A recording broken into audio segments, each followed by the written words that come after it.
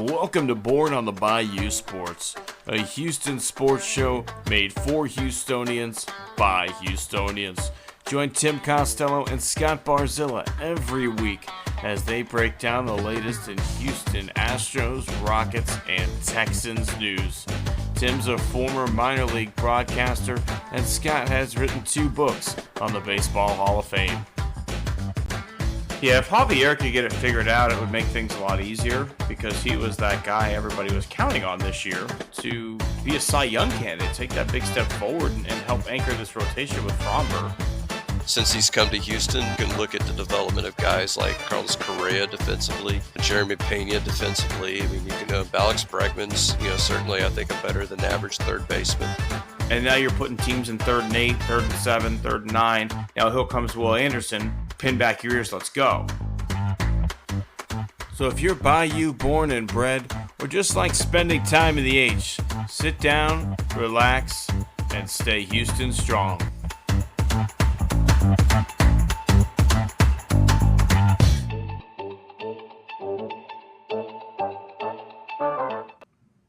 Welcome all our friends to the show that lives to fight another game here in the playoffs. Scott, there will be a game 5.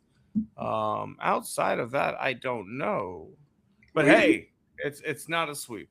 We do have 3 sports on the ledger here, as some news happened in 3 different sports. Just to bring some people back in off the behind the curtain, so to speak. Tim and I were talking about some major news that's gone down in college football. News. And so my opening question is, at what point were you most embarrassed with your alma mater?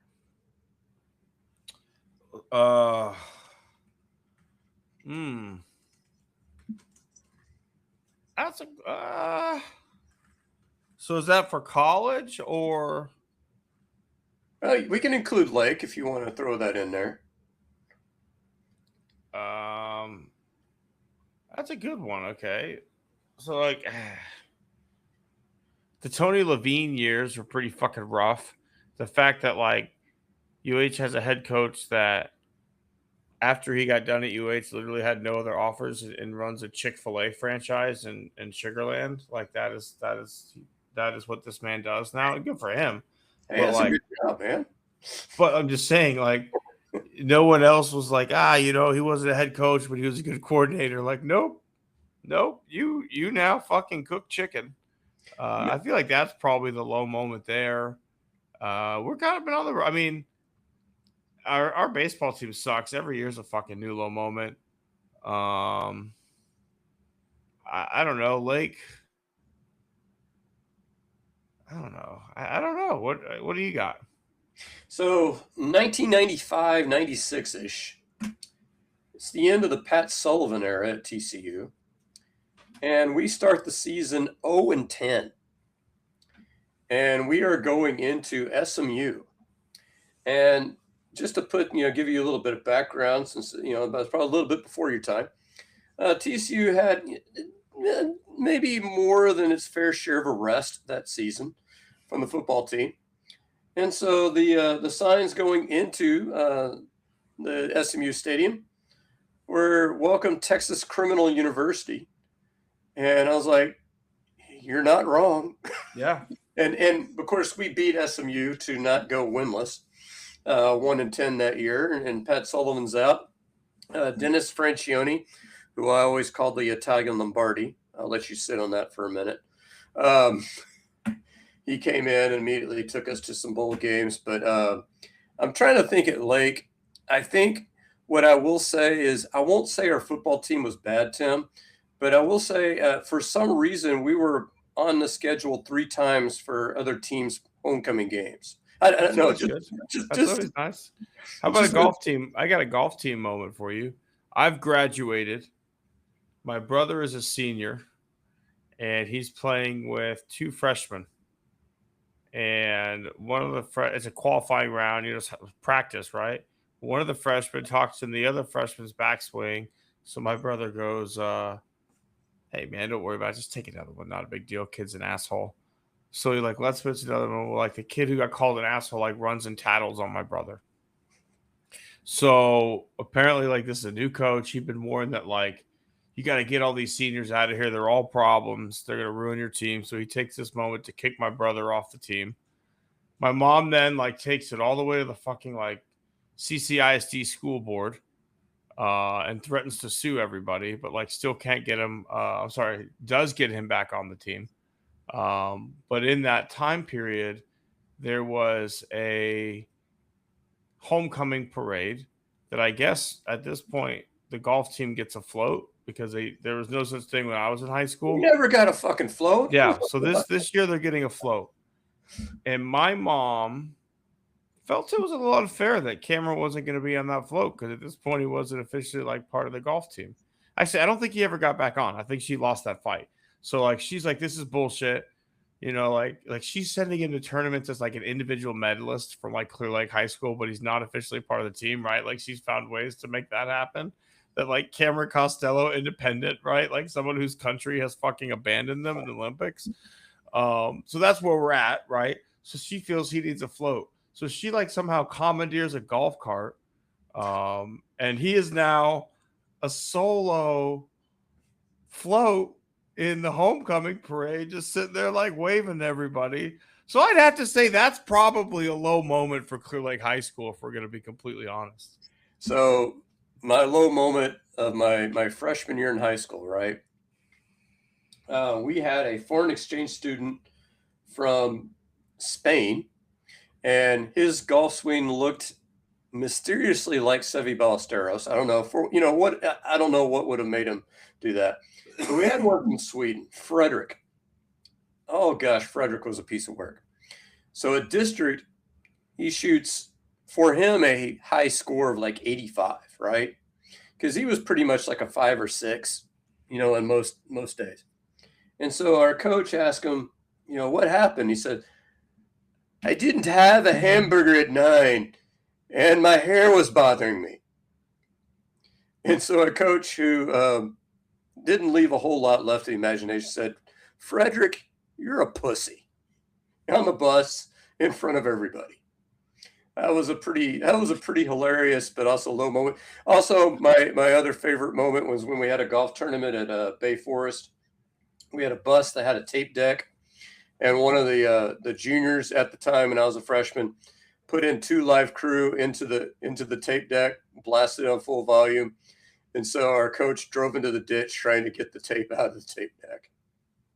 That was some. I'd say that's probably the low moment there. Also, I'd say low moment of my career because that was after I'd say that's after I'm graduated, making it my alma mater. But while I was there, we had a wonderful golf coach my first 2 years, Jason Jessic. Fortunately, he developed some health concerns, and he and his wife both were educators. She was a band director in a different part of Houston. He was a golf coach and I want to say like computer teacher, so I don't know, mostly golf. But he was driving like an hour every day so they could live near her school. Well, golf coach position opens up at her school. Kind of makes sense for him to take that. He leaves. We get a man by the name of Tommy Tucker. Tommy Tucker had been retired for a few years, but in his heyday won like 2 or 3 state championships from Port Aransas. And we're like, okay, like this guy, maybe could take us to the next level. Well, like throughout the course of time, Tommy Tucker had one goal, Scott. And that goal was to play on the senior PGA tour. And he took the job of algebra 2 teacher and golf coach to be able to get as much free fucking golf course time as he possibly could.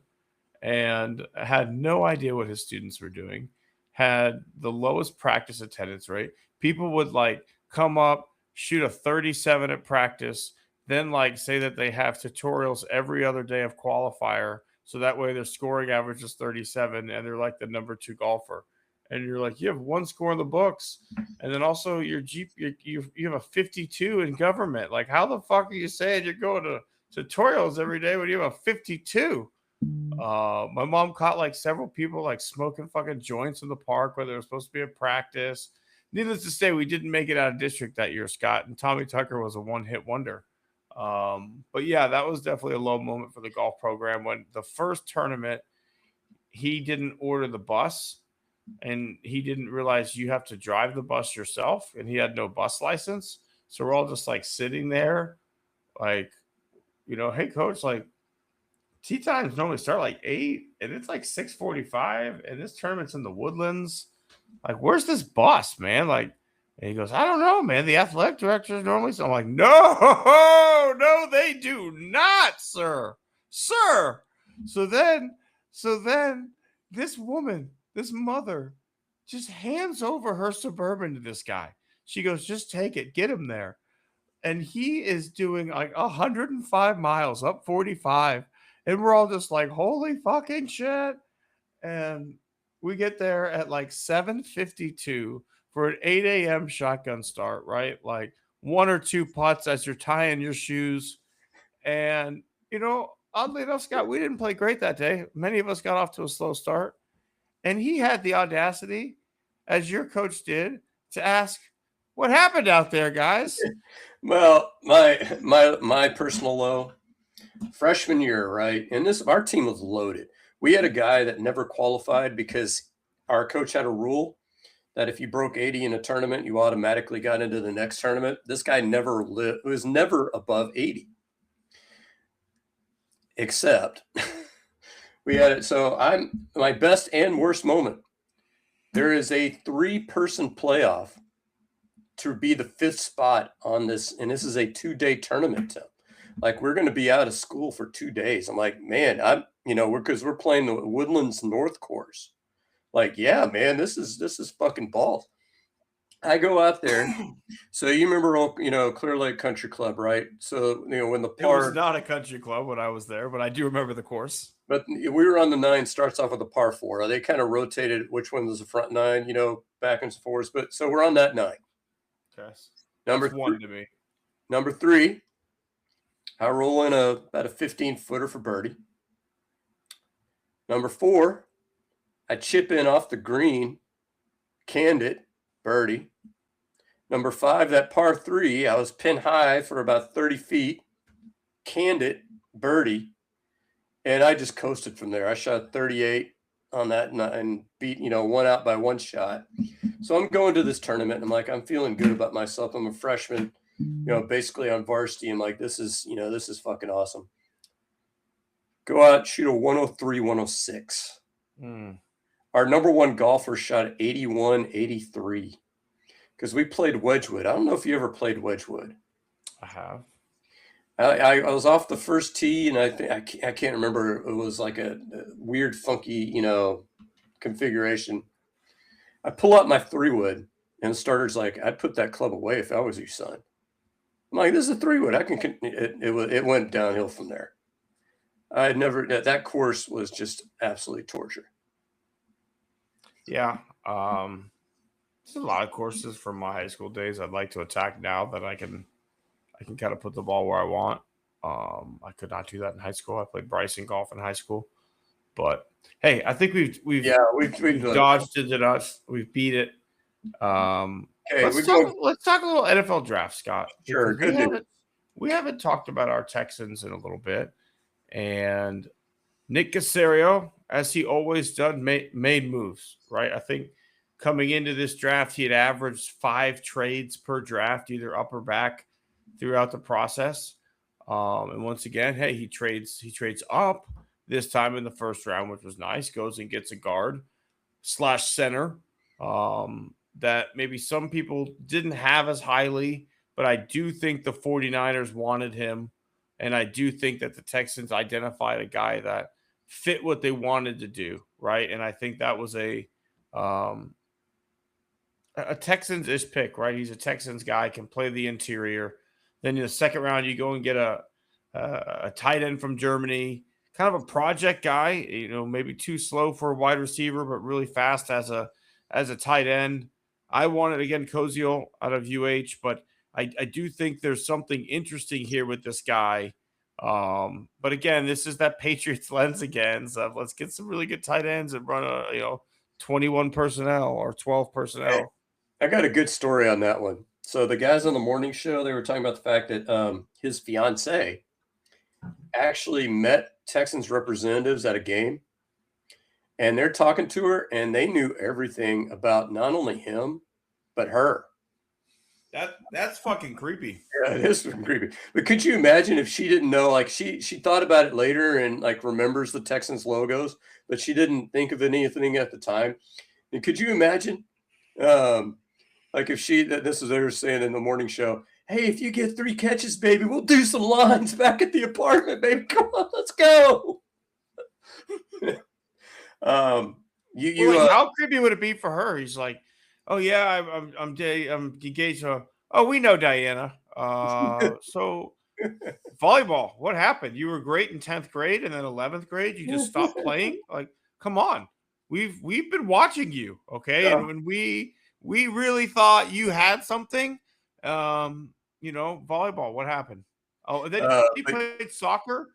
You played soccer, and you had a chance to win state, and you missed a kick. What happened there? What was going through your mind? You did bury the lead because I think the best player from this draft we got at the top of the second round, Caleb McDonald. Oh, yes. I think he's going to be a badass. And I think when you look at this defense, probably the only true hole that you had is you didn't have a guy that could clog up the middle. And now you got that guy. He's not going to be a huge pass rusher yet, but I think he's got the athleticism to do it. When he learns a few like swim moves and, some counters and things like that. Plus, he's going to get a lot of one-on-ones. And when you get a lot of one-on-ones, you can win those. And, he might get a few sacks here and there, just by the fact that they're going to have to double Will Anderson. They're going to have to double Daniel Hunter. And after that, and then, you can't ignore Sheldon Rankins or Tommy Tagovailoa if either one's playing next to him. That was a hell of a pick. After that, the rest of the draft is kind of meh for me. There's some guys that may turn out to do stuff, but you got another guard in the fourth round where I'm sitting here like, where the fuck was this draft last year? You're drafting multiple guards, and I think you're going to end up seeing Rutledge at center. I think that's the play. He was already taking some snaps at the Pro Bowl. Has been working on that. And you talk about a guy who's talking about, putting guys in the dirt, and it's like, he's nasty. Yes. Fuck yes. Let's go. I think we're starting to see a pretty clear identity, Scott, with this team, right? Like you talk about Rutledge, he's nasty. The guy from OU, that's a power fucking interior offensive lineman. Is he amazing in pass blocking? Not as good, but you want to get behind him. He's a fucking sled who will clear the way for you. Then you look at how free agency went, the running back that they acquired, the fact that they draft a tight end who's 6'6". They signed Foster Moreau. You still have Stover. You still have Dalton Schultz. Like, this is a team that clearly looks at what the Seahawks did last year, and I think they're going to really limit. They're going to limit CJ this year a little bit more. It's not going to be. We're going to see a Andy Dalton, not Andy Dalton. Hey, the Red Rifle. Fucking other redheaded stepchild. Sam Darnold. We're going to see a Sam Darnold type offense. I really think so. I really feel like you're going to get a lot of tight end stuff, a lot of play action heavy stuff. We're going to run the ball 30 times a game. We've got a big physical, nasty offensive line and a good defense. Like, I think you finally figured out the fucking way to do what you want. You've wanted to be this team for God knows how long, right? Like, you wanted to be a team that runs the football, protects it. You have a great defense behind you. Don't lose it. It's just you couldn't run the fucking ball. I think they clearly went into this draft saying, hey, there's a lot of value here. This was not a good draft from a quarterback perspective, from a corner perspective. It was pretty weak from the corner perspective, but there was talent on the offensive line. It was pretty deep, and I feel like they took advantage of what was there. I feel like, and there's only one really major regret I have in this draft. And I'll probably live to regret these words, but what they got? Woodrow's from Clemson, I think. Yeah, that was another good pick. However, at that spot, Mike Washington was still on the board, running back from Arkansas. I would have loved a third running back in furtherance of what you're talking about. Because to me, if you're going to be running the ball 30 times a game, the chances of both those backs making it through a 17 game schedule is probably not great. So I would have loved a third guy. Hopefully they signed, maybe a promising guy as an undrafted free agent, that maybe I could think they did compete. sign a back, but also, I mean, I don't think they're going to keep more than three backs this year. And if you went into the season with your three backs as um, Jamar Jordan, Woody Marks, and Montgomery, Yeah, I mean that. Yeah, are you okay with those three? yeah, I'm okay. I would have liked a upgrade over Jordan, but I think my favorite pick actually. I love the safety out of USC. Yeah. Because he can play slot. So if Jalen Petrie goes down for any reason, he's a guy that can slide into that spot right there because that's where he was playing his best football. Big physical guy, who can also play the slot, but he can play the safety positions as well, the deep safety. Getting that linebacker out of Indiana in the last round, I don't know if he makes the team, but defensive captain, high character guy. Could be a Maybe good special teams yeah, player. could be a special teamer. I mean, at the end of the day, has been a good football player his entire life, right? Like a national champion, as you said, captain of a national championship, good defense. Signetti's a tough nosed, hard nosed defensive level coach. So we know at a minimum that this guy is going to be open to coaching, right? Like, and you're coming in there as the last pick of the draft for this team.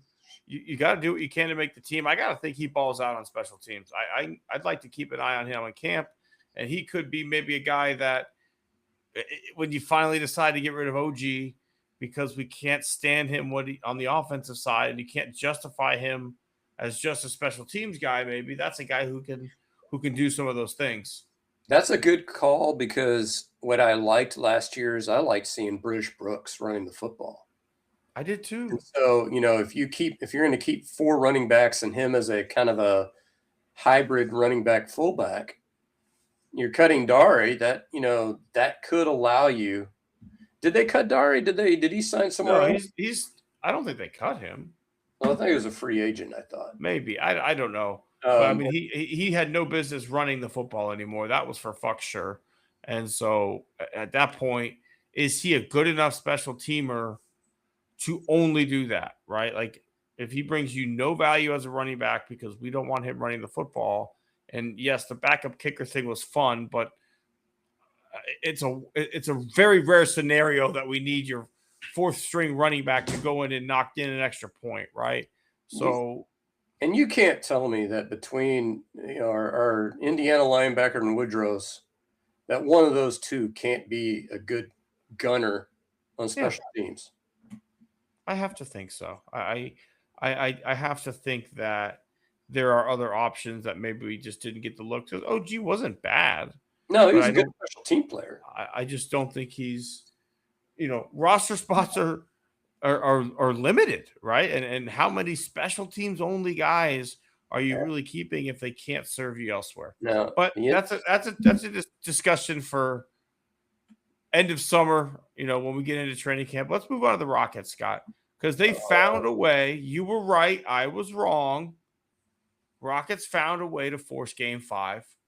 I truly thought this one was going to get swept, especially after the news comes out that Durant's basically out for this entire series. But hey, here we go. Game 5. There were signs of life. I don't want to get too sucked in. I really don't. But at the same time, Scott, I am, kind of intrigued for tomorrow night. I'm going to save a portion of my comments for later on in the show.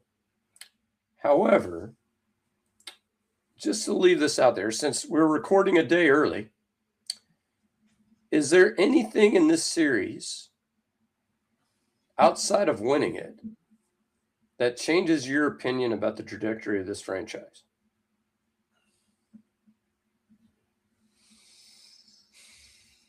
Yes. So if they somehow got it to a game 6 or game 7, would you be like, okay, I can? I think if we found a way to win this series, because here's what I think: if we bow out tomorrow night and it's a 4-1 gentleman sweep, they're gonna blow this thing up. They're gonna make moves, right? And most likely they're gonna trade away another chunk of their young core to bring in another aging star, another max level player, whether it be Donovan Mitchell, whether I've heard the center, Joel Embiid's name thrown around. Oh God, I've heard, obviously Giannis. I've heard God, Clippers. Not Dame. Hmm. You talking about Dame? No. Damn it. Oh, Clippers. Kawhi. Yeah, I've heard Kawhi. I would be intrigued with Kawhi, but that's a whole other. Kawhi had a great year. If he's healthy, here's my thing. And if we win the series, obviously all bets are off because you're still playing basketball. My question is, let's say this team bows out in game 6. They find a way to win game 5. They bow out in game 6, or they find a way to do what we did last year, down 3-1. You get to game 7 and you bow out. Does your calculus change?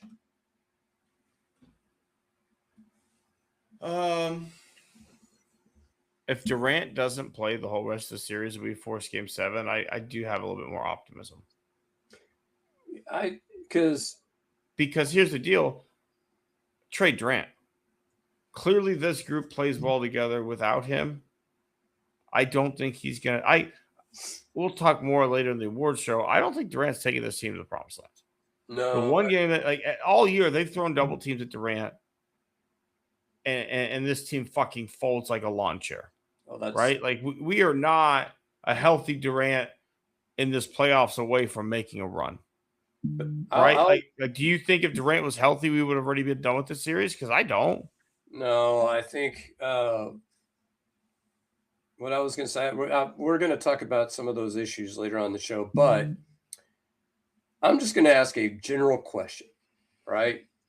If I put 4 people on the board, I'm going to put Espada, Dana Brown, Ime Doku, and Rafael Stone.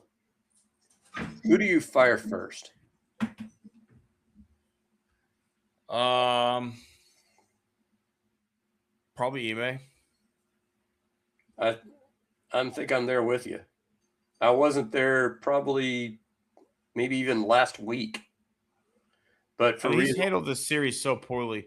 Well, the game that we lost, game 3, he subs Reed Shepherd out to sub Jason Tate in for defensive purposes, up 6 with like 30-something seconds left to go. And Jason Tate fouls on a 3-point attempt, which makes a 4-point fucking play happen.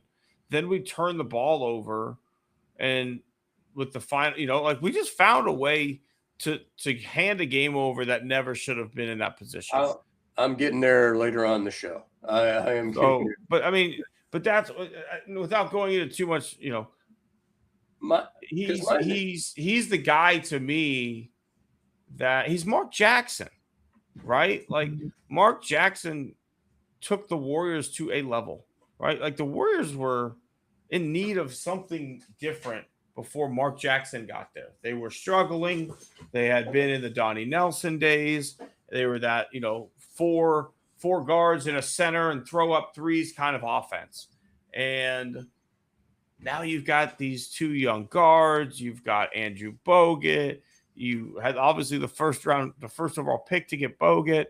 And, no one really knew what the identity was. And Mark Jackson comes in, and they're a 4th seed, a 5th seed, can't really get out of the first round.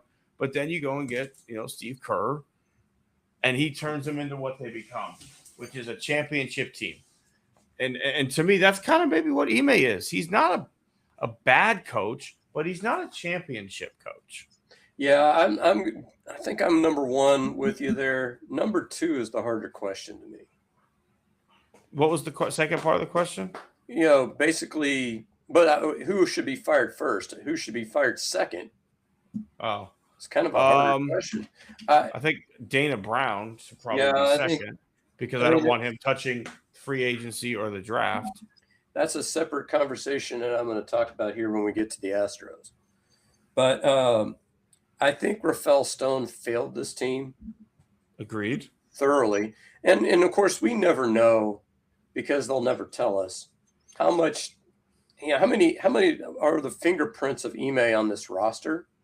Like, is he going to Rafael Stone saying, I want this guy, I want this guy, I want this guy? Or is Rafael Stone, just kind of fumbling in the dark here? I think it's a little bit of both, right? But like, I think the perfect example is Tari Eason. You had good offers for Tari Eason, and you could have used him as a bargaining chip to go get yourself a decent point guard at a time when you needed one, and he has been a problem, right? Like Tari Eason's value is diminished. He's not going to get paid what he thought he was going to get paid in free agency. Now he's ruined that for himself, and he doesn't fit realistically what this team needs at this point in time. Well, what kills me is that they released, I think I saw this on Facebook, but released the details of the offers that ended up getting Kobe White and what the Rockets offered. And the most significant piece they offered was Dorian Finney-Mixon and like a shit ton of second-round picks, right? And so the guy, the poster was like, well, should you offer a one? Yes. I mean, to me, yes. Because the whole thing is like, is Kobe White going to be a free agent after the season? Do you have a use for him after the season? I would certainly fucking hope so. But, I mean, I just don't get it. I mean, and could you have fixed it with Tari Eason and some twos? Yes. Yeah. Could you have fetched it with Tari Eason and a one? Yes. I don't, and yes, if we could parlay our first into like a higher first, as we talked about the last 2 weeks to get that U of H guard, I would love that. But in all reality, most teams with a top 5 overall pick are not trading out of the top 5 for a future lottery pick. No, it's in the NFL, right? Like you can't throw 3 first-round pick. It's tough to get. It depends on the draft, right? Like this isn't a super loaded draft. I don't think this is a star-studded draft as far as names go. I think there's some really good players in it.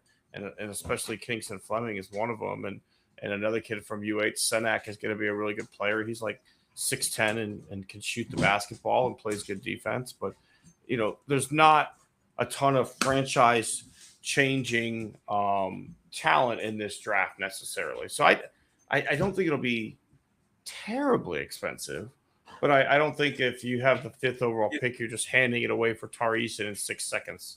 Yeah, no, you're not going to do that. You're going to have to trade a player and future ones to move up, which I'm good with getting at. Now, if we got Fleming out of that exchange, I'd be like, okay, you use Tari Eason to probably the maximum of what he's worth. But independent of that, because I think that's a long shot, if you could have traded Tari Eason in a one for Kobe White, fuck. Yeah. That's a no-brainer. And so I don't. So Rafael Stone is up there. He's probably number 3 on my list, and then Joe Espada is probably 4. And it sucks because I do want Espada out. That just shows you the spot that we're in. I don't. We really had fool's gold, maybe. Especially with the Rockets and Ime especially. Like this team was in such shambles that barely missing the playoffs, then getting bounced in the first round looked like such an improvement that everybody's like, oh my God, yes, sign me up. He's such a professional. What about this? What if, Tim? What if you gave him to the Knicks for a first rounder? Remember that off they were floating at? I mean, if they would take a first round pick for Ime Udoka, I would do it in a heartbeat. Well, they offered it last summer. And we too late now. Yeah, we can. They're not going to do that now. And so I don't know if we want to move on to the Astros. Yeah, we can move on to the Astros, Scott. Another disappointment to talk about. Here's my fundamental problem, right? And I saw somebody float 5 different trade scenarios of guys on the Astros that you could trade. That would not include Correa or Altuve.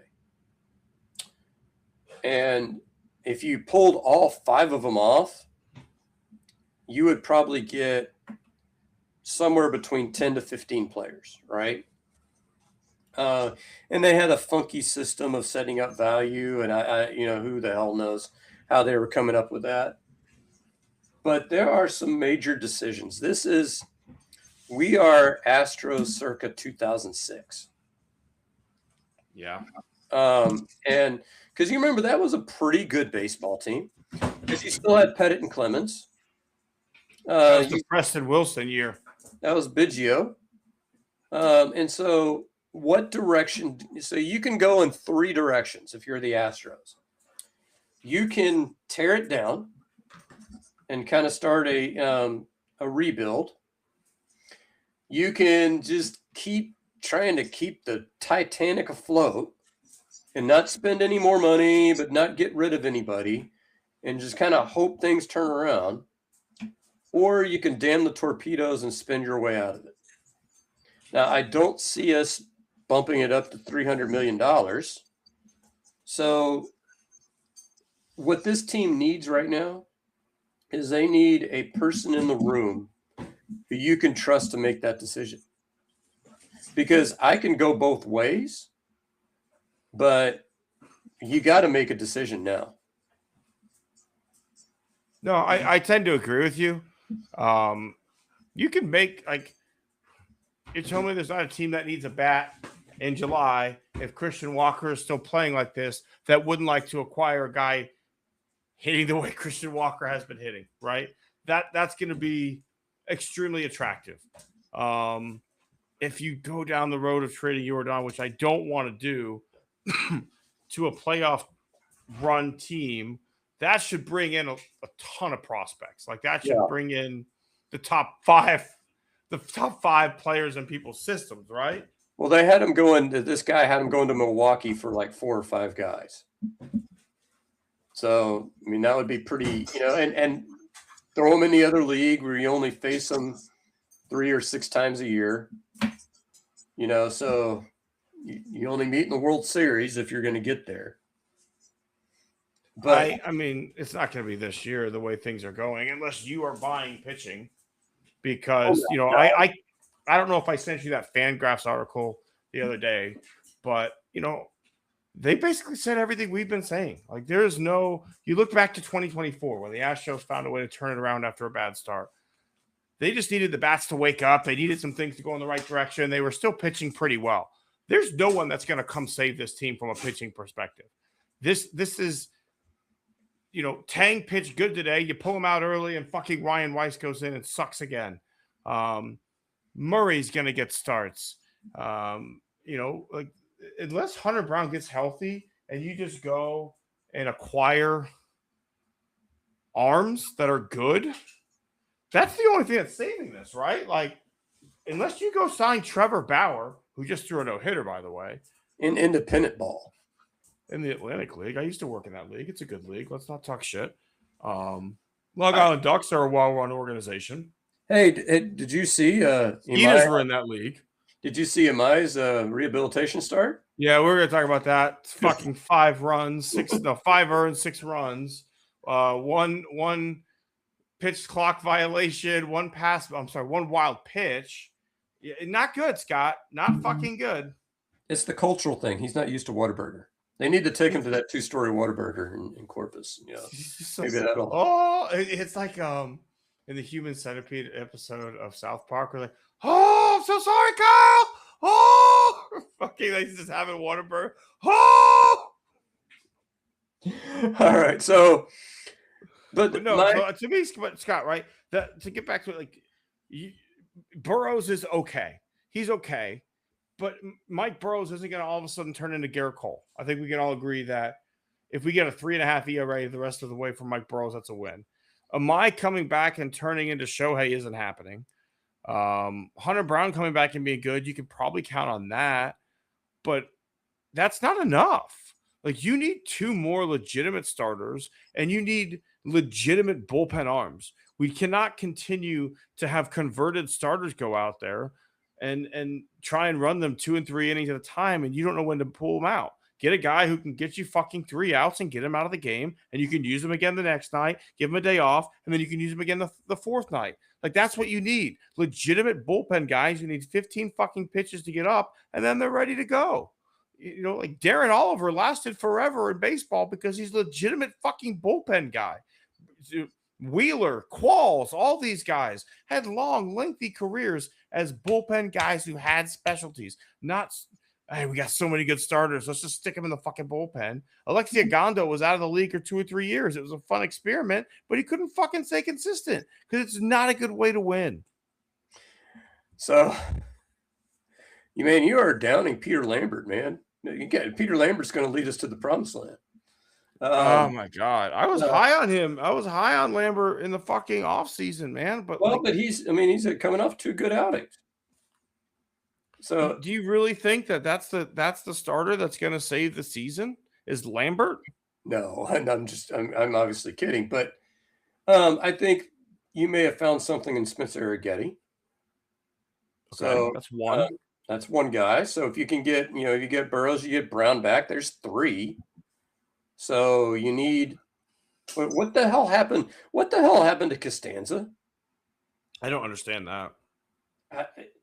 That's why I am one. I pointed this out to you earlier.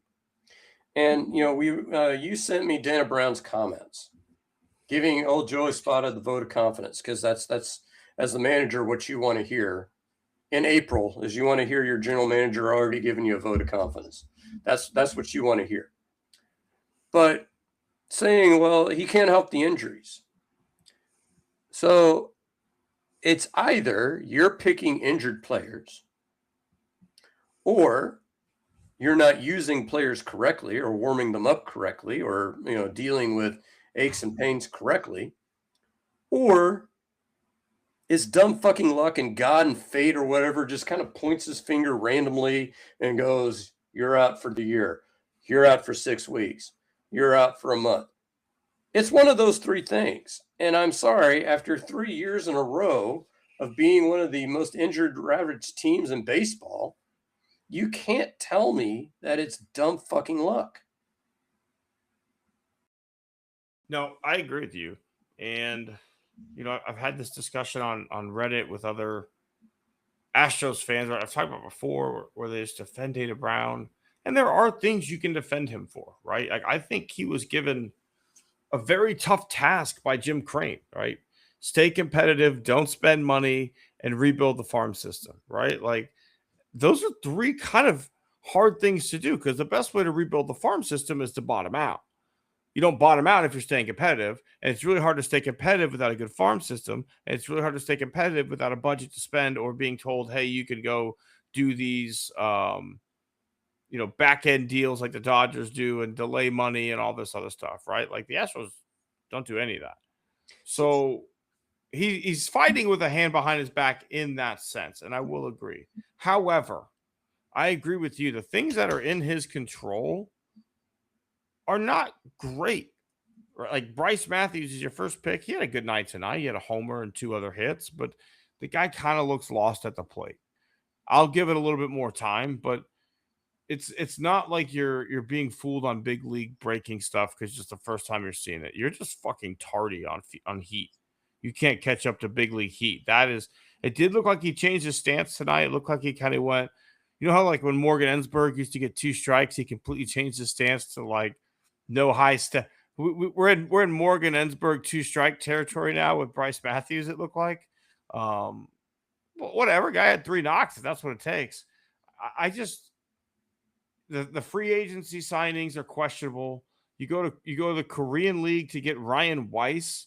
Like, what the fuck did you see there with Ryan Weiss that made you think this guy could come and compete in the major leagues? Because I really think you should beat the shit out of that scout that told you that with a phone book, so you don't leave a mark, but just beat the shit out of them because that's terrible. Who It wasn't what scouting, Tim. huh? They saw his numbers, 16-5 with a low ERA, and went like, "Woo!" I Uh, mean, you made a lot of bets, right? Like this is, and again, I get it. You were told don't go over the salary cap or the salary ceiling. I get that, but you talked all off season about having a glut of infielders and making moves to find. You did nothing. You did absolutely nothing, and has it worked out in your favor with Pena hurt? Sure, sure, but at the end of the day, you traded away good pieces in um, Dubon and get Nick Allen back in a pure just salary slash. You don't invest in pitching, which has been the backbone of this franchise. This franchise has had the run it's had because of starting pitching. Did we have good lineups? Yes. But 2017 on, you had Dallas Keuchel, you had Justin Verlander, you've had Garrett Cole, you had Charlie Morton, you had Christian Javier at his best, you had Fromber at his best, you had Henry Blanco finding all these things that were pitching based, and we are the worst. We're the fucking worst of the Rockies when it yeah, comes to pitching. I was gonna say I love first guessing and not second guessing, Tim. So you remind me, what free agent pitcher were we all over this winter? Did you and I want for the Astros? I really liked Ranger Suarez. I feel like Yeah. Well, I I think don't think that. I think it's wrong her. I yeah, don't know. yeah. But did you see what he did in this last outing? I didn't know. 8 one-hit innings. He's now got a 3.02 ERA. Yeah. So let's say that you trade Sanchez and you get Loperfido back. You trade Dubon and you get Nick Allen back. Fine. You don't sign Weiss, and instead of signing Imai, you sign Suarez. How does Better this team. pitching staff? Is this a perfect pitching staff? Of course not. But you're looking at a team that as soon as it got Hunter Brown back, you would be a 4 deep rotation, and you would be like, okay, And if I I, liked if what I I have saw from Tang too. Like if once we if, get Tang stretched out a little bit more, if I have to fuck around every 5th time out and kind of bullpen it, okay. But if I'm bullpenning it 3 out of 5 nights, you can't. I mean, you can't sustain that. There's no way. and you're seeing that. And we're still throwing Lance out there, every 5 days. And he changed his routine, and I was there, Tim. He just, I don't know if he can't throw strikes consistently or he won't throw strikes consistently. But it was the exact opposite of his opening outing. Yeah. And he's been like that 4 or 5 outings in a row since that opening outing. No, he hasn't attacked the zone. To me, like he probably should have just retired after that first the first win of the season. But I'm good. like that should have been a sign, right? Like I get that your body felt good after it, but like you fucking Rocky Balboa'd your way to a win. You took an absolute beating, and somehow everything stayed inside the ballpark. And you're sitting there at the end going, "Vibes can change, youth can change, we can change the world." Like that's you're fucking bloodied and beaten. And yeah, you came out a winner, but at the end of the day, at what cost, Lance? And I mean, so it's just not working. It was impressive, but he can't throw strikes. I mean, that's been Lance for his whole career. And for the first, I would say 10 years of it, well, maybe not even 10, first 6 or 7 years of it, he had the stuff to get by. This guy probably, would you say that his stuff was on the level of Verlander and Cole when he was at his best? No, I don't, because he maxed out about 95. Well, yeah, but I'm talking about just overall like level of being hittable. Yeah, I mean, he was in the Cy Young conversation in 2021. And and absolutely in 2020 he was filthy too. He gets great when he was healthy. He had unbelievable run on that two-seam fastball. He had a huge 12-6 banger, and the four-seamer would sit at 95. So, I mean, yeah, he's fucking. He told the Yankees, "Hey, here's another fucking curveball. Hit it, motherfuckers!" 23 times in a row, and they couldn't do it. I mean, I think probably stuff-wise, I don't think anybody's going to touch Garrett Cole, at least in the last 10 years of Astrodom. Because his stuff, I think, was legitimately better than Verlander's. I think Verlander was probably a better cerebral pitcher than Garrett Cole. But Garrett Cole, when you're touching 98, 99 with filthy breaking stuff, you can't touch that. And how much of it's got to, one thing we haven't talked about is ABS. And on average, the zone is about 40% shorter or lower down than it was in years past with ABS now. I grew up, to me the zone was letters to knees. And if you look at what's being called strikes this year, it's mid belly. It's not getting to the letters. Yeah, no. And the Astros were a team that when you looked at spin rate and where arm slots and balls came out of, they like to work high fastballs and then have breaking balls that drop down. But if you're not getting the call on what used to be a strike with the high fastball, now you've got to come lower. Now you've got to come more into the meat of the plate, and they're getting fucking clobbered. And I think that's a big part of it too. I think the big part of it, when you look at the lab, to me, what the lab is more than anything is data. It's telling these guys, hey, they're hitting your pitch here. Don't throw that pitch there. So I think the problem is, I think you're absolutely right about ABS, but I think the problem is it's not just as easy as, hey, it's like the Bad News Bears. I know he's small, just throw it lower. Just throw it. You can't. I mean, you have to. But that's my point. When you throw that pitch lower, 98 here is really tough to deal with. 98 here lower at the belly button is a lot easier to deal with. What I'm saying though is that you got to devise an entirely new attack model. Yes. You can't just say throw it lower. You're going to have to say, okay, we can't throw it up here anymore. We can't throw it here. So maybe we find another location. Maybe we start busting guys in.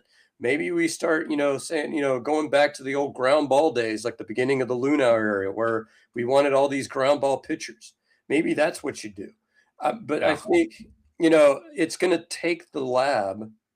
Probably. I think the lab also influenced free agency decisions, Scott. They were looking for certain type of guys who fit the profile that they could turn around with that data of high spin fastballs, high spin curveballs, because look at Ryan Presley, right? Ryan Presley is the perfect example of the lab tells you this is a guy that we should go acquire. So they have made all these decisions based on the fact that we want pitchers who could do X, Y, and Z. Well, now because of ABS, you need ABC. You don't need XYZ. Yeah. You need a more two-seam slider guy who can work it more in, like as you said, get in on your hands, chase away from lefties, find ways to, dance in the zone and then leave it just before it's time for contact, and allow umpires to just think it's close, because umpires aren't even coming close to calling those high pitch strikes. And when they are, we're tapping the hat immediately. And I think what I'm thinking is that it's going to take them a year to get that kind of data built up to where they can say, not only can you not pitch it here, but where can you pitch it and what style of pitcher is going to be the ones that's successful. And so I think, we're going to see some better free agency decisions after this season. But of course, that comes back to who's making those decisions. Is it Crane? Is it Jeff Bagwell? Are we hiring somebody? I mean, to me, one of the big chat things on our the chat that I'm participating in is they want a president of baseball operations, and I think that's probably a pretty good idea, because my dream is for Jim Crane to step away and say to somebody, "Here's $250 million. Here's $230 million. You build the best roster you can. I'm out. But that's never going to happen again, because he did that with Jeff Luhnow, and he feels like the level of betrayal was so high, he can never step away to that level again, right? Like Jeff Luhnow had that power. Jeff Luhnow had unilateral power to do what he wanted to do to build a championship roster. He was given a budget and he was told, go do it. And look what happened is in Jim Crane's eyes. And so for him, how does he step away and say, Dave Dombrowski, come on down and be my president of baseball operations? Or, you know, he looked like he was trying to maybe have Jeff Bagwell do that, and that did not go well. So now he's like, okay, I've been burned twice. I had Reggie Jackson. I had Jeff Bagwell. I thought I had the triumvirate I needed. That didn't work. Like, I feel like he's one of those guys who thinks the only way it's successful is when I'm here, right? Like things only run well when I'm in the building. You know, the best shifts happen when I'm the manager on charge. Like to me, I get that vibe out of him. Yeah, and I think the Phillies and Red Sox did us a solid, because now that they've canned their managers, I think it's going to be a lot easier to pull the trigger on Espada. Because before those teams did it, you'd be looking up, you fired him on May 1st? You know, what the hell? But now it'd be like, everybody else is doing it. Alex Cora turned down the Phillies. I don't know that you want him. To me, this is be the perfect opportunity to say, okay, Omar Lopez, you want to give it a shot? We're going to give you, the bulk of the season to see what you got. And if you don't, we're going to fire Dana Brown mid-season. We're going to bring in somebody, and that guy. And to me, what I would do with the new general manager is I would say, like, the entire staff is yours. Mm-hmm. You want to hire a new pitching coach? Go right ahead. You want to hire new hitting coaches? Go right ahead. We like the guys we have, but if the only way we get you here is for you to hire your own staff, to me, you have to get the best manager out there. We can't Band-Aid this thing anymore. We can't Cecil Cooper our way through this. Man, what a fun time that was. Do you think there's any world where a James Click reunion is possible?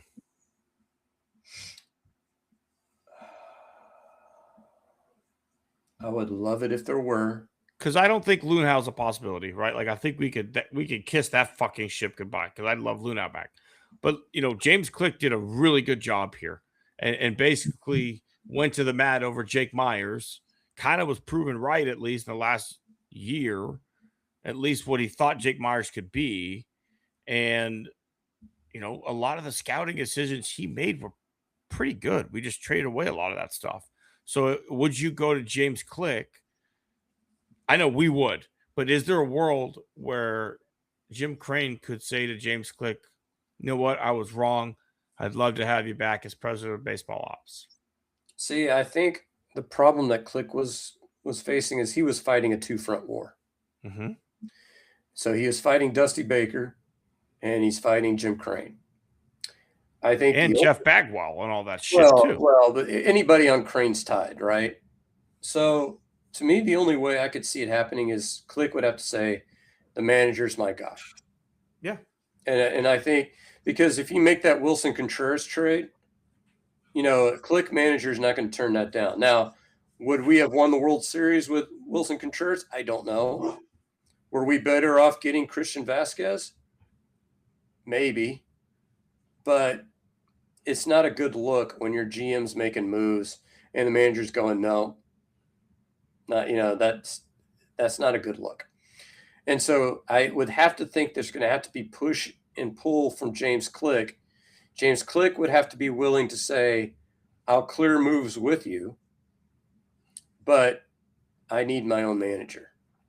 That's why I say if he's president of baseball ops and he's got full everything you said, hey, the staff is yours to fill. Here's the budget.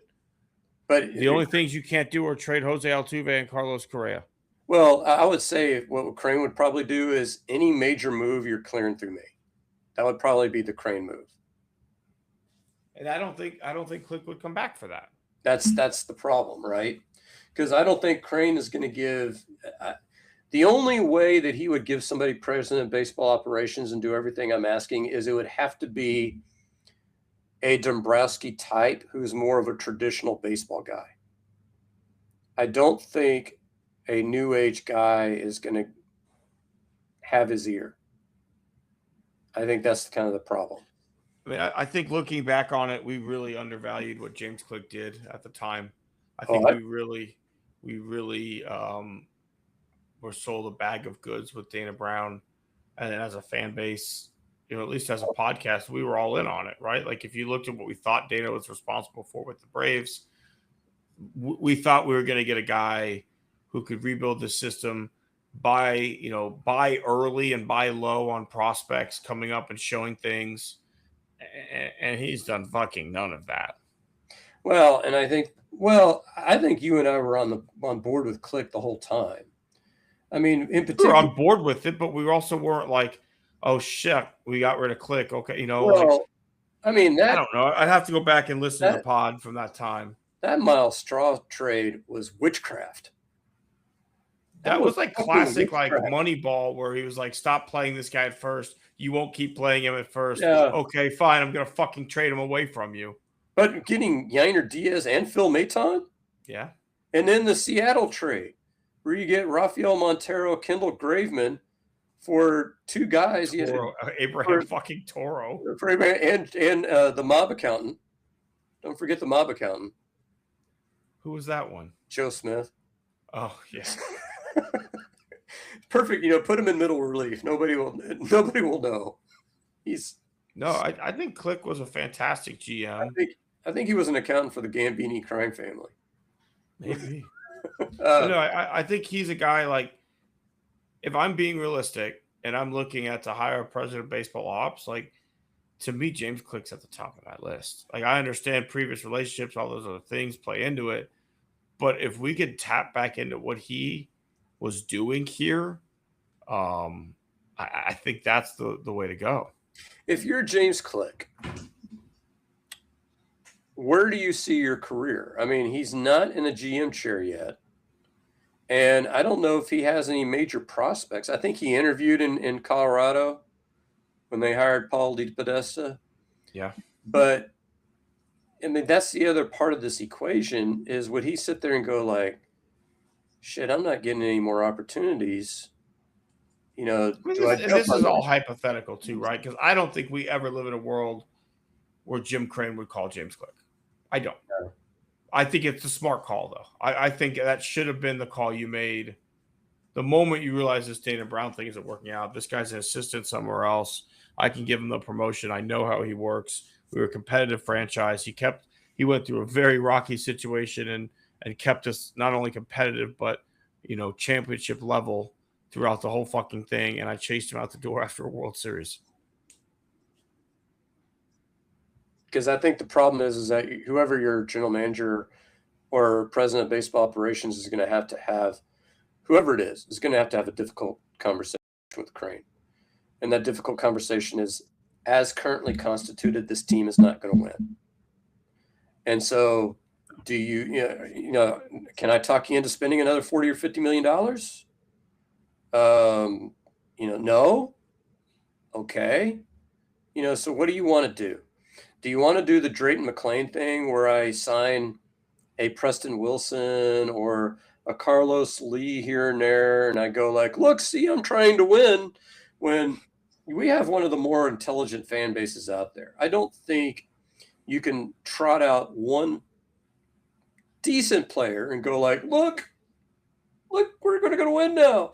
It's like, the Oilers before they left, they did this commercial where it's like, what they had these guys at the bar. What this team needs? We need a kick-ass center. So they signed Mark Stepnoski. This team really needs a good kick returner. So they went out and got like Mel Hall, I think was his name. And then maybe like a good possession wide receiver. And then it's like, yeah, this team's ready to win now. No, they're not. You still didn't have a quarterback. You still didn't have, just about anything else. You can't go out and sign like it would be. I don't know what the equivalent would be, but let's say, yeah, Josh Hader was hurt. What's going to make this team win? Kenley Jansen. That's what this team needs. 2027, let's go get Kenley Jansen. That guy is going to bring us to the promised land. No, but I mean, is he available right now, Scott? I mean, shit, I wouldn't mind some Kenley Jansen in Detroit, I think. Hey, better than what we got. I'm just saying, you're not a mediocre closer away. Is what I'm saying. No, but you're like mediocre would be great, right? Like we don't even have we don't have a single mediocre arm in that bullpen. So think about it this way, Tim. You're Christian Walker. You're hitting, what is he hitting, about 280, 290? No, it's like 260 now. You got 7 home runs, 23 RBIs. You're not only not the American League Player of the Month, you're not the American League Player of the Month on your own damn team. And, you look at the season and we were like, hey, if Jordan could be the Jordan of old, watch out for this offense. Hey, if Christian Walker can return to Arizona Christian Walker, look out for this offense. You got both of those things. And you're in last place. This offense is top 5, Scott. You're in last place. This offense is top 5. The offense isn't the problem. Oh, no. I'm just saying. You're just I offensively, a lot of things have gone right. Like I think a lot of the if this could happen stuff has happened, and we still fucking suck. So long story short, Astros need arms. Let's start giving away some awards, Scott. Yeah, that's a good idea. Who do you want to punch in the face this week? I'm going to go to a previously mentioned franchise. I'm going to go to Boston, and I'm going to punch Craig Breslow in the face. Because Craig Breslow admits to his manager, I kind of put you in a bad spot this year where I didn't do my fucking job, and I'm sorry, but you're fired. Now, is Alex Cora drunk? I mean, that's what reports say. I'm not gonna levy that charge. He assaulted Jeff Blum during Hurricane Harvey. That did happen. It was documented. Is he still drinking? I don't know. I don't know. Is he a good manager? I thought he was okay, but I am sick and tired. And you go to this, obviously we're talking about the Dana Brown. If Joe Espada is out the door, Dana Brown cannot make that call. That call has to come from Jim Crane, because you cannot have a guy who doesn't have a job after this year deciding on a guy that doesn't have a job after this year. And to me, Craig Breslow looks an awful lot like a guy who's not going to have a job after this year. And you're going to sit there and you're going to let him fire the manager? That's a bunch of bullshit. No, I agree with you. To me, on the Astros, and those guys are a package deal. When you fire one, you might as well just fire both. Because as you said, they're both probably gone after this year. So what's the point of keeping Dana Brown around to make trades at the trade deadline if you don't necessarily trust that he's going to do the job properly? So I think that's a good one. I'm actually going to go non-sports on this one, Scott. I, for the first time ever, purchased a season pass to Six Flags.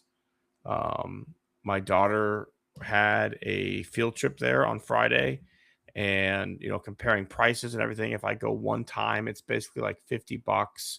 If I buy this season pass, it's $100, and I can go to Schlitterbahn, I can go to the San Antonio Six Flags, I can go to anything in Oklahoma, I can go to the Galveston Schlitterbahn, although I think that's probably closed now. Either way, right? Like there's a ton of parks I can go to. So I'm like, great, let's do it. I show up and 80% of the rides are closed. This is my first time ever at this park. I've never been. The last time I was at a Six Flags, I was 18. It was Six Flags Fiesta, Texas. So the last time I went to one, 80% of the rides are closed. The app tells you what the wait times are, wildly inaccurate. Like one says 20 minutes. I'm looking at a line. I go, man, Sawyer, this doesn't look like a 20-minute line. the lady, like some lady hears me. She goes, "It's not. I've been here for an hour." I was like, "Oh, okay then." So I got there at 10 a.m. and I left the park at like 3:34. Take a guess how many total roller coasters I rode, Scott. It was four Oh, total rides. Four rides. One of them was like the big swing that goes around and around. So I don't know if you count that as a roller coaster. You can call it three in that, but it was unbelievably disappointing. And everyone, oh, well, they hire high school students, so staffing. Don't fucking open. If you don't have the staff to have enough rides to handle everybody, don't open. Or maybe pay people a fucking living wage so that you don't have to rely on high school students to run rides that could fucking kill people if the job isn't done properly. And then to top it off, Scott, as this is happening, as you're waiting in line for something that says it's going to be 20 minutes and you're 40 minutes in, I'm watching them send a roller coaster that has like 2x2 seats, right? They sent one with 8 fucking open seats out.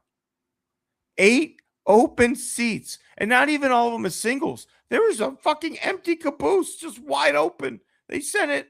I said, "Excuse me, what are we doing here?" Eh. the moose outside should have told you, Tim. I needed a little bit. I needed a BB gun in that moment, Scott. I needed something. I The drove moose, all the way to fucking Wally World for nothing, man. the moose says you're closed. I say you're open. It was insane, man. I didn't ride a seat. Like all of Gotham was closed. You got all this advertisement for Batman rides. None of it was open. It was very disappointing. Very, very disappointing. So I want to punch all the Six Flags executives right in the face. Good call, Tim. I couldn't agree more. All All right, right. Scott. Who is your horse's ass this week? Okay. I am going Rafael Stone. I'm sorry. I think I'm out on him. The whole we're just going to punt on the season. Are you telling me that you could have gotten a point guard in a trade on the frickin' buyout market? Anything. Mike Conley. I mean, I'm not salivating over Mike Conley. I mean, Mike Conley is like the basketball equivalent of Jake Taylor. Wish we would have had him 2 years ago. Well, we did. 4 years ago then. I mean, he would have been that kind of, but at least he could probably beat a press. At least he would know what to do with the basketball. And I'm sorry, but I mean, I'm going to get to this in a minute, but you cannot call what happened on Friday night a choke job.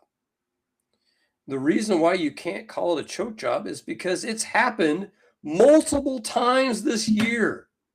Every time this team is up by 5 or 6 points with 2 or 3 minutes yet left, I'm fucking breaking out a carton of Marlboro Lights to sit there and smoke 3 cigarettes at a time because this team is fucking that hard to watch. And it's like, and coaches to watch the last 5 minutes of a Rockets game, you need like a beer helmet with a straw, but you need to have it filled with like fucking whiskey instead of beer. You need to have like 6 cigarettes taped together so you could just like smoke all 6 at one time. Then you need like a blunt in the other hand so you could just back and forth between like tobacco and fucking marijuana, and then a big sip of whiskey every time that Tari Eason has the ball in his hand. And I love that. Well, you would have had to trade Tari Eason a first-round pick. Fucking do it! Fucking do it! Don't sit there and go, oh, I don't know. The first rounder is going to be the 25th pick in the draft, and we could get a good player, number 25. No, fuck, you can't get a good player. You could still get a good player with that number 25 pick. Yeah. He's in the NBA, right? Like, you just drafted somebody for the Bulls. That's how you look at it. But what are the odds? What are the fucking odds? I mean, we've watched this guy draft. How many good draft picks has this guy made? And he's had lottery picks. I mean, the ball hasn't. To be fair, the ball has not bounced our way, right? No, you could have had Cade Cunningham if you get that one number 1 overall. You don't. You get Jalen Green. Like, you could have possibly Got the kid out of USC, the center, but you went Jalen Green instead. Evan Mobley, yeah. Well, the thing is, though, what I'm saying is that even if you take that into account, you didn't get the second best player in the draft when you drafted Jalen Green. I mean, I agree with you. Kate Cunningham's the best player in that draft. Wasn't available to you. You didn't get the second best player. When you got Reed Shepard, you didn't get the third best player in the draft. No. I mean, I liked Reed Shepard. I don't like him that much. Yeah. And you the know, guy in San Antonio would have been the pick, the point guard for San Antonio that they have now, Castle. That you need a point guard. There's a point guard there to be taken, or Jamal shows. But either way, if you think Castle is amazing. You could have had him. But, yeah, and so you're going to tell me that Rafael Stone's going to do something with the 25th pick? Dream on. That's not. I mean, so if you put Kobe White on this team. Are we a second round team? Probably. Is that worth something to you? I think so, because then it's a lot more of a coin flip once you're into the second round. It's a lot more matchup based. Then you have Kevin Durant that you can deploy more, right? Like, hey, I've got KD. I can use him late in games when it's close. I've got a point guard who can find ways to set him up. We're a point guard away from being a championship contender is what we've said all year. Yeah. So Rafael Stone, I'm out on him. I think that's fair. I'm out on Ryan Weiss. Horse's ass. The intent of this award was get the fuck out of town. I'm tired of watching this guy pitch. He had one good start, like one okay start. And other than that, every time he comes out of the bullpen, it's fucking garbage. There was a 2-1 game he comes into today. And, next thing you know, it's 5-1. Thanks, fucking Ryan Weiss. Thank you, buddy. Thank you. This is unsustainable, right? Like we have all of these converted starters, and we talked about the fact that he had bullpen experience in Korea. Maybe they do it differently over there. I don't know, but this guy looks lost when he comes out of the pen, and I think Tang is a better starter than he is. So at this point, if he's not a good bullpen guy, and you've got better options to start. Hey man, enjoy Sugarland, Texas. You're gonna really like the Grimaldis over there. Fuck yeah! I mean, why? I mean, I don't understand. Bring up Costanza. He's got a 5 ERA in AAA. But what's the worst? Or Miguel Yololo, if you want to, go that route. I mean, bring up. I think Weiss has options left, doesn't he? I don't know. I mean, I didn't look. Do you think there's a fucking clamoring of people trying to sign Ryan Weiss if we DFA'd him? Clearly not. He wasn't wanted in America the last time around. Yeah, I'm with you there. I think bring in somebody. If you're going to use Tang as a starter, bring up a honest to God bullpen arm. I don't know who we got down there, but bring up somebody.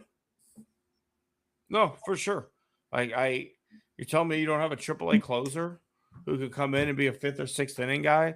Like, are closing out AAA games that important to you that we need to keep this guy down there? You're telling me you can't go to independent baseball and look who has closers on their teams who are legitimate bullpen pitchers and maybe get one of those guys. Like, we could laugh at indie ball, but I've worked in indie ball for a long time, and there's some good fucking baseball players in there.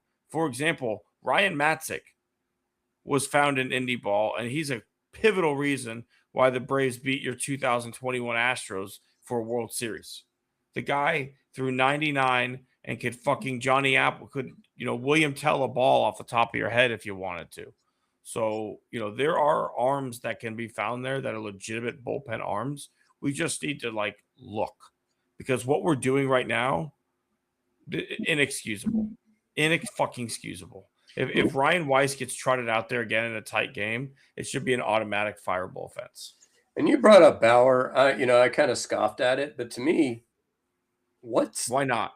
Why does it hurt? I think, has he served enough time in baseball purgatory? I mean, I don't like what he was accused of. He was exonerated. Like we made the trade for Osuna, who had a lot worse going on there. So at the end of the day, if this is a guy who could help you win, even if you went to Trevor Bauer and said, "Hey, I need you to be a reliever. Can you get like?"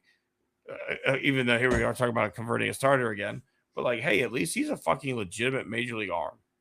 Yeah, well, you're starting Tang, who was your best reliever, and so anyway, all right.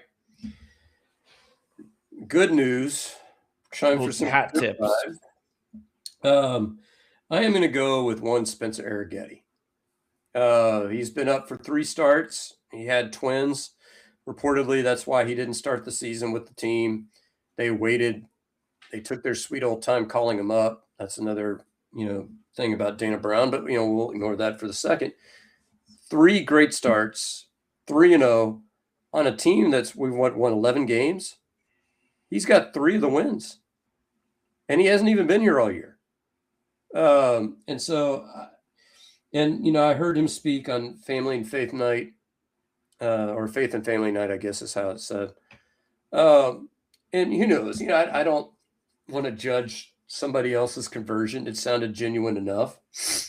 And if it brings him peace and it centers him, then fantastic. He's always been fairly cerebral. So he's a guy that thinks about, what he's doing. And so maybe you need one of those guys. Maybe he's a guy that can look at what's happening with the ABS and go like, okay, this is how I need to attack hitters. And maybe he's kind of figured that out for himself. So, maybe he can be his own lab, so to speak. But so far so good. And, I want to tip my cap to him before we start, shit talking him if he has a bad start or two. Hey, that's a good one. I like it. I think Spencer has been our best pitcher. And as you said, he hasn't even been here the whole time. I'm going to keep this one local, Scott. Rocking the Colony High School hat. Last night, son of the head football coach, and unfortunately, he's headed to UT. Colony's Trey Rangel struck out 16 and hit the game-winning home run as the Cougars beat Frisco Wakeland 1-0. Talk about putting the fucking team on your back, man. Striking out 16 of 21 potential batters and knocking the ball out of the park for the only run of the game. Rangel, tip my cap to you, man. I'm excited to watch this kid play in college. I also went to a Colony softball playoff game on Friday last week. Just trying to support the community, Scott. Being a resident, support the kids. And that's a 7-inning game, right? So that's 16 of 21 batters. Yeah, so that's pretty solid. 5 guys made fucking contact, man. That's solid. It's making it easy on your fielders.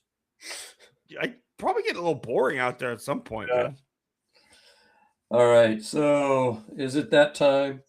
It is, Scott. Who do you have this week as your scumbag of the week? I was saving this all night, Tim. What Ime Udoka did on Friday night after that basketball game was, to me, by itself, a fireable offense. By itself, Tim. I coached varsity volleyball for a grand total of 2 years. I coached sub-varsity, for, several years in addition to that. I never had a winning team, Tim. So I had girls that would go out there and do absolutely stupid shit that you had coached them not to do. And you've coached youth sports. You know this. You work on drills, you do these things, you sit there and say, hey, if you get into this situation, this is what I want you to do. And they do the exact opposite. And you're like, what the fuck?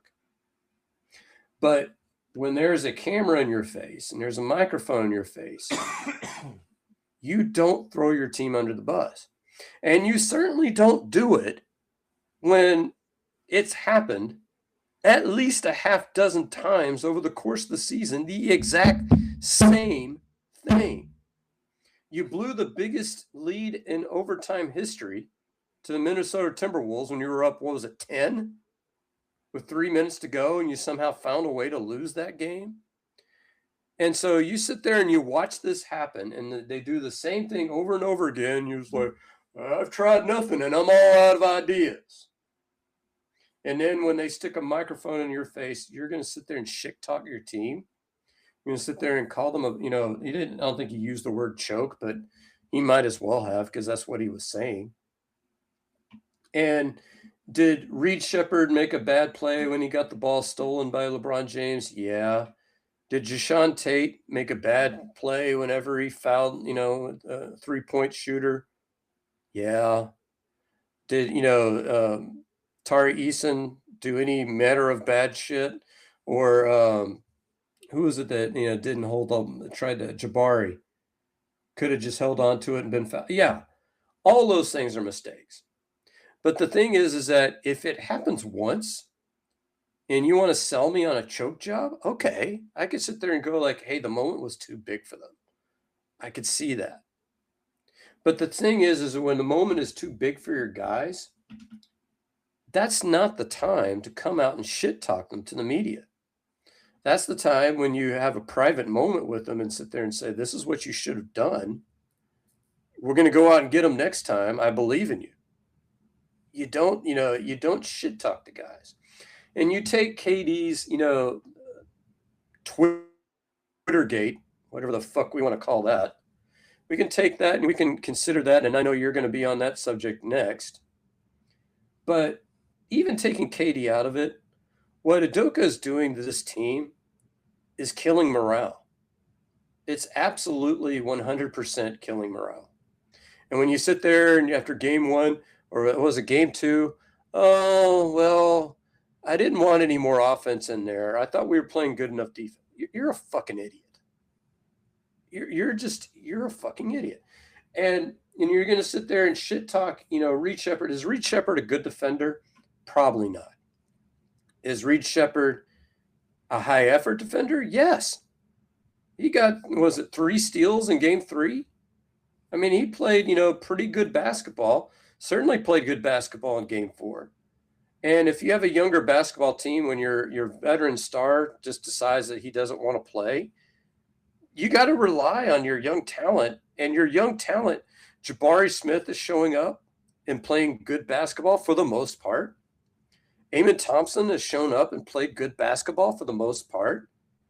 Alpi Sengun was brilliant in game 3. Wasn't quite enough. But he's playing hard. I don't know if he's playing always good basketball, but he's playing hard. So you have all these guys playing hard, and what is your choice? Your choice is to shit talk them. Get the fuck out of here.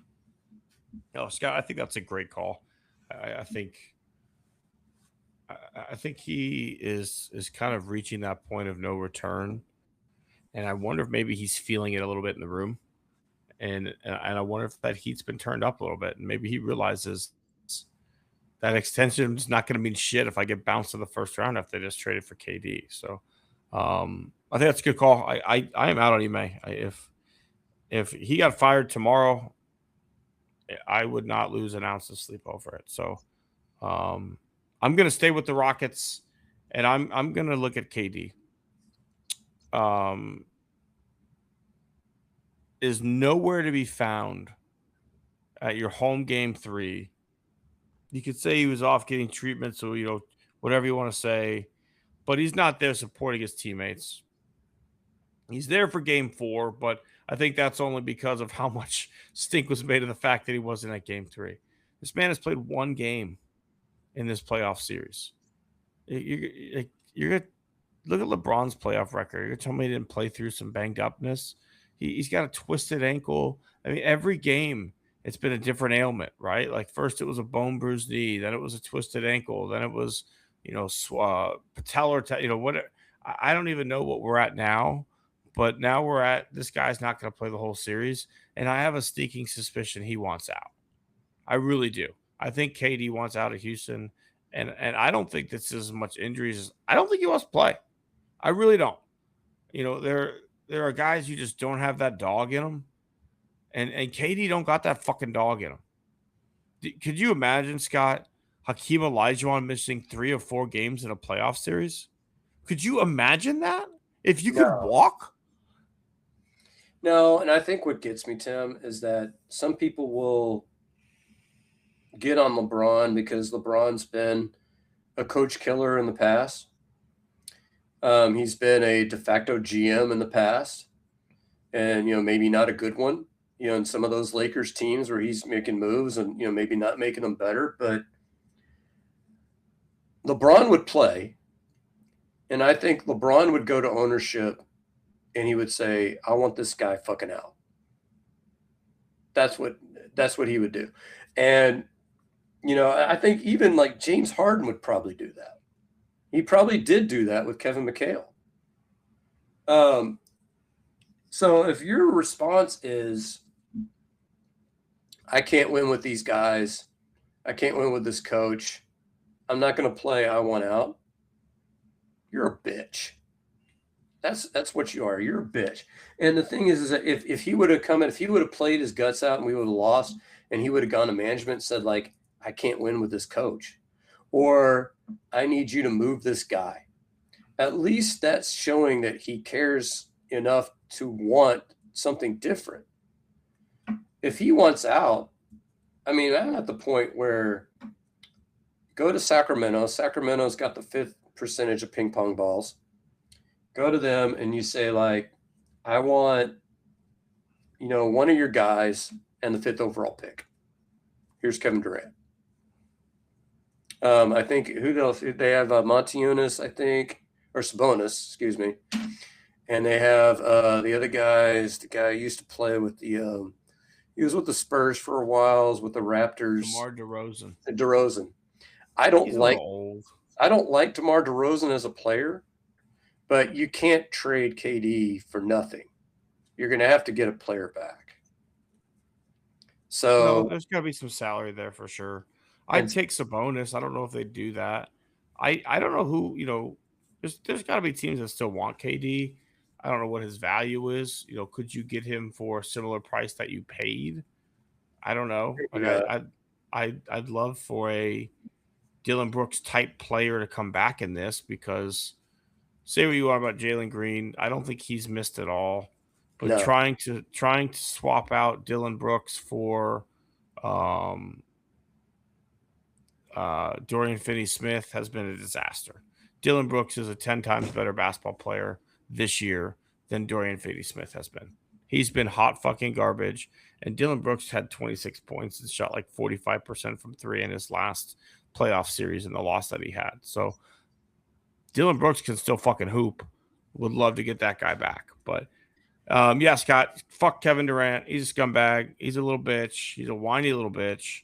And if this gets out on Twitter, I'm sure he'll have some thoughts on it from whatever his new Twitter handle that's not actually Kevin Durant, but we all know wink, wink it is. Yeah, absolutely. And I'll co-sign that one, Tim. Hey, I appreciate it. It is now time, Scott, for that portion of the show where we like to warn our guests, hey, our view listeners, this is our special comment section. We're going to laugh at some people. You might be in favor of them politically. So if you don't like that, now's your time to hop out. Absolutely. All right, Scott, I believe you had quotes last week. Do you want to read our reigning champion? And then I will bring our quotes this week. I think it was a situation. It was a situation. It was we chose Kash Patel for being a drunken idiot, and having to have a protocol for people to break into his office, with SWAT, and suing the Atlantic for $250 million. Which, how long did that lawsuit last, Tim? Like a day. I mean, and as an aside, how much is your professional reputation worth? How much is my professional reputation? What? How much is your professional reputation worth? Pretty fair amount. I mean, do you think is it $250 million worth? Yeah, that's probably a good number. Are you going to pull one of these? You can go like $250 million. All right, so that's our defending champ, Tim. But the floor is yours. All right, Scott. I am going to start with our acting Attorney General, Todd Blanche. As we all know, there was a incident at the correspondence dinner, and afterwards it came time to collect some evidence. And people were wondering, where's the bullet? Do you have any of that? And his response was evidence recovery is not an exact science, and that when weapons are fired inside a hotel, sometimes you find the bullet and sometimes it just disappears. Um Thoughts, questions, comments? A little personal story here, Tim. I had a second cousin who was murdered by one of the Katrina evacuees. And it was just one of those things. He was like a wrong place, wrong time. He was taking a girl home from the bar, and a guy pulls up behind him, shoots him in the car. The girl was refused to testify, and the chief of police at the time said, "It is not our goal to solve every murder." As the mayor, if I were the mayor of Houston, I would have said, "I will take your fucking badge now, right now, not 5 minutes from now, fucking now." And that's how pissed off we were at the time. And Blanche's comments sound vaguely like that. Well, we'd like to collect evidence. But to say it's not a science, when Scott, there is something called Forensic science. It's a fucking science. Oh, I heard there was a TV show about that. A few. I took a class about it in high school. There's one guy who made a show. He's so good at it. He goes on the other side and he kills a shit ton of people because he knows how to do forensics so well. Yeah. All right, Tim. All right, Scott. This is a combination situation quote. The situation is, again, there was a shooting. The shooter had what we'll call a manifesto. And in that manifesto, he had stated he was tired of rapists and pedophiles getting away with it, and not suffering consequences. Trump's doing an interview. When he's asked about this manifesto, he responds, "I'm not a rapist. I didn't rape anybody. I'm not a pedophile." The woman doing the interview then responds, "Oh, did you think he was referring to you?" Oh, chef's kiss journalism, Scott. Amazing quote. Yes, I knew you were going there, and I want to give her a lifetime Pulitzer for that one. Yeah, that's pretty great. I hope she does win an award for that. Next one, again, shooting related. Afterwards, caught on camera, Erica Kirk crying, "I just want to go home." Erica, let me break it to you. You can fucking go home. Probably should have been at home. Your husband was murdered brutally, live in front of everyone. Your children are dealing with all of this, and you are never fucking home. Let me give you a hint. Feel free. Feel free to go home. We're ready for you to get the fuck out of our life.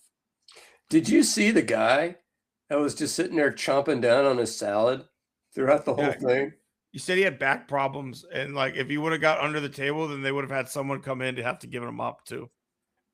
Hey, but if you're a New Yorker and you're dealing with that shit, as he said, just sit there, finish off your salad. Could you imagine him going to the bathroom, with there's 15 guys in there saying, "Hey, the bathroom party. Oh, by the way, hey, Bob, I finished off your salad for you." We're like the opposite of like after all that, you come back and your food's been cleared. Like, what the fuck? I was still eating my salad. Oh, all right. I gotta feel like if I'm in that room, like I'm looking around going like, there's a lot of people here to hate. I'm not one of them. Let's just keep eating. They're probably here for somebody else. All right, Tim. Next one. Tucker Carlson. Now, this one isn't a laughable quote, but it does need to happen. "I'll be tormented for a long time by the fact that I played a role in getting Donald Trump elected, and I want to say that I'm sorry for misleading people." Fuck you, motherfucker. You do nothing that doesn't involve making money. You have no political compass. You do whatever gets Tucker Carlson fame, attention, and money. And you rode the Trump train because it made your fucking dollar signs grow. you're a fucking piece of shit, and you can't come mea culpa this fucking shit now because he, blasted you on Twitter. I think this is where this is headed, Tim. I think this is a political calculation from Tucker Carlson. I think he wants to be on the 28 ticket, and I think he's positioning himself to run against J.D. Vance. Because think about it, and J.D. Vance was always anti-war, but can J.D. Vance really speak out against the Iran war? Nope. He's going to have to take the party line. Tucker Carlson is putting himself in position to sit there and say, hey, I was always MAGA, and I was always MAGA for the stuff that y'all wanted.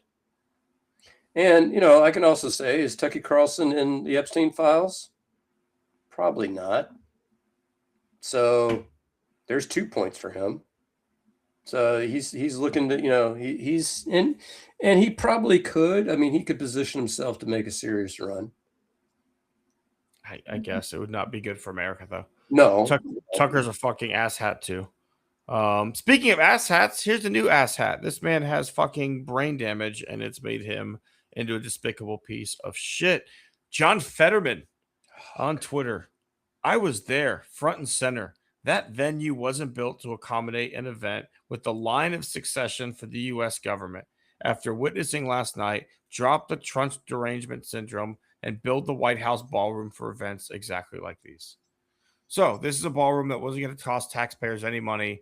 Now it's going to cost us $400 million. Now it's going to have a secret military bunker underneath. He got told no. Next thing you know, there's a shooting at an event, and we need a bunker. This is why we need a ballroom. So John Fetterman is a Democrat who had a stroke and now says shit like this, Scott. He's fucking ridiculous. Couple of isolated facts here, Tim. Number one, Trump has supposedly raised $300 million. Where's that money? In his personal bank account? So that's just, let me throw that out there. But number two, and this is the problem, and walk me through this timeline, right? I'm just asking questions. Be like, oh, Alex Jones. I'm just asking questions. Okay, so he is whisked away in the span of an hour. They are able to hook up for a press conference, of which he gives a very, fairly for him, polished speech. Who wrote that speech and when? I'm just asking questions. I don't want to get into that because I don't want to start playing the is it fake or is it not game on the show. But you and I both have our own thoughts on that. But this isn't what that's for, right? We're just choosing dumb fucking quotes. We're just using dumb quotes. We're not trying to lower our social credit scores. I'm just asking questions. All right. Here's one. This is Trump saying the quiet part out loud. Trump, if I had my choice, what would I like to do? Take the oil because it's there for the taking. Unfortunately, the American people would like to see us come home. If it were up to me, I'd take the oil. I'd keep the oil. I would make plenty of money. So there it is. Quiet part out loud. We are in Iran for the fucking oil. Last one, another Trump one. A British fucking rag publication is like claiming that Trump is somehow related to the royal family. So he gets out there and retruths it with, wow, that's nice. I've always wanted to live in Buckingham Palace. I'll talk to the king and queen about this in a few minutes. President Donald J. Trump. And he then tweeted a screenshot of it from the White House account with like 2 eyeballs looking like that's supposed to mean something to us. Like we literally went to war with these motherfuckers because we didn't want to be British. And he's like, I've always wanted to be fucking British. Of course, did you hear the king's speech to Congress? I didn't know. So he said basically that, hey, even kings have to follow the law. There's this thing called the Magna Carta, which, established, laws for kings. And so, even the king has to, do the will of the people. I'm sure that was well received. Oh, I'm sure it was. Obviously, I think Trump is the winner. Which one? I like the 60-minute interview because that's a good one. I think it has both elements of him being a jackass because he's guilty. We know he's guilty. But I love the fact, because what I love is when he sits there and goes like, and Todd Blanche cleared me of everything. It's like, and you think that fucking means anything. Right. My personally handpicked guy that was my attorney, he says I'm innocent. I mean, could you imagine? I've got here's my defense attorney. He'll vouch for me. It's like, what the fuck? I mean, like OJ. Robert Kardashian said I didn't do it. Okay, back the fuck off. Look at this guy, man. Shapiro, man. The Shapiro said I'm good. I have 7 lawyers. That's what innocent people do. These are all guys who vouch for me. So, but I think that journalist, I think it was her name, O'Neill. I want to say O'Donnell. That's right. I knew it was O'Donnell deserves some kind of award because when you make that statement, you're going to get his worst.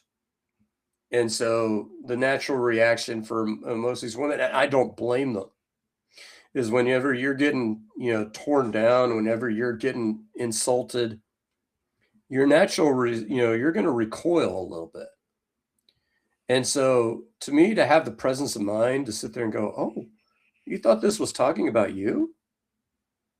I mean, that you were planning that. You knew what he was going to do. You set the trap. You set a trap, and he's a dumb fuck, and he took it. And so you knew what he was going to do, and you had it planned from the get-go, which proves to me that it proves his idiocy because he's not a smart man. He's just not. I do think we also need to have strong, at least, secondary consideration for the Attorney General of the United States saying that forensic science isn't an exact science. So either you just put whoever you want in jail, or you don't know what the fuck you're talking about. I think it's option B because I've taken the class forensic science as a senior in high school. It was lovely. We watched CSI and then learned how to do the stuff they did on there. Well, I mean, yeah, I mean, these guys don't. I mean, it's, what this is, Tim? I mean, this is my next Substack piece. This is the WWE presidency. This is basically what it is. It's President Camacho from fucking Idiocracy. I would love to see the breakdown of how many WWE fans are Trump voters. Most. I would love to see the exact percentage. He was in the WWE. Yeah, he literally. And so basically you're not hiring anybody good. You're hiring people that you're hiring all these heels who are going to piss off people and don't know what the hell they're doing. Which, yeah, sure, in a troll sort of way would be funny, except for the fact that you're dealing with actual human lives. And you got these idiots who are sitting there cheering this shit on, and they're getting taken to the cleaners. You go get them. And it's like, how are you doing, buddy? Oh, you lost. You're living in a rural area and you lost our hospital. Shit. This is what I voted for. Man, I'm a soybean farmer. Ain't nobody gonna buy my soybeans, but oh boy, Trump gonna get them. Yep. So our winner then is Trump getting mad for someone saying pedophiles don't ever get in trouble, and him saying I'm not a pedophile. Again, second place to the acting attorney general saying that forensic science isn't an exact science. All right, Scott, you got some tough work to deal with next week. I think I've set the bar pretty high. If you want to introduce both of those next week as co-champions, I would not be opposed. Yeah, I mean, it's almost like you have to give Trump his own category because he just says so much fucking ridiculously stupid shit every week that. If you want to go Todd Blanche in that instance, I would not object. That's fine. We'll say Todd Blanche is the winner, considering it is your job to charge people based on the forensic evidence that's placed in front of you. And if you're telling me that it's not an exact science, That means like when you charge the Southern, the charges that are made for the Southern Law Defense. What was it? SLDC. Southern Poverty Law Yeah. Center. So that means that wasn't an exact science, Todd. Was that maybe a little pointed, maybe a little jaded, a little biased? I'm just asking questions. Yeah, thank you, Alex. All right, let's wrap it up. This has been a long one. We touched all three sports, almost 2 hours, but hey, it's worth it for our Born on the Bayou Sports fans. We'll see everybody next week on Born on the Bayou Sports.